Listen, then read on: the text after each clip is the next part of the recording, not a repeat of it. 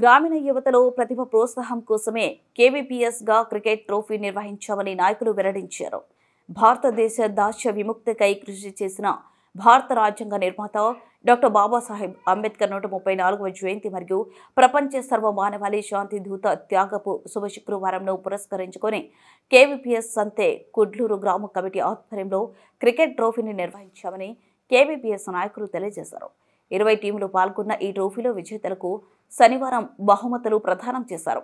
మొదటి బహుమతిని గెలుచుకున్న సాధపురం టీంకు ఆడేందుకు స్థలాన్ని ఇచ్చిన స్థలదాత ఊలిగడ్డ శంకరప్ప చేతుల మీదుగా నగదుతో పాటు ట్రోఫీని అందజేశారు.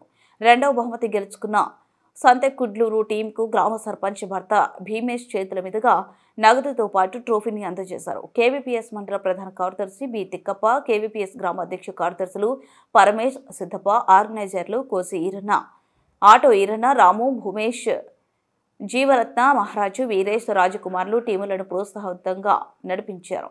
ఈ సందర్భంగా వారు మాట్లాడుతూ ప్రతిభ అనేది ఏ ఒక్కరి సొత్తు కాదని, యువకుల్లో ఉన్న ప్రతిభను ప్రోత్సహిస్తే మట్టిలో మాణిక్యాలు రాగా వందలాది మంది గొప్ప క్రీడాకారులకు తయారయ్యే అవకాశం ఉందన్నారు.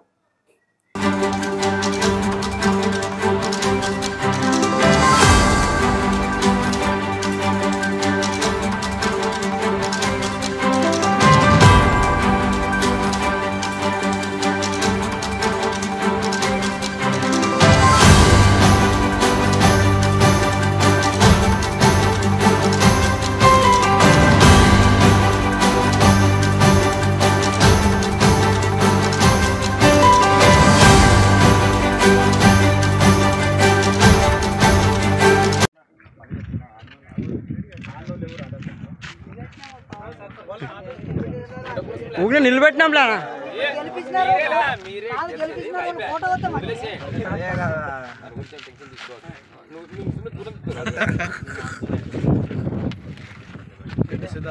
బ్యాటింగ్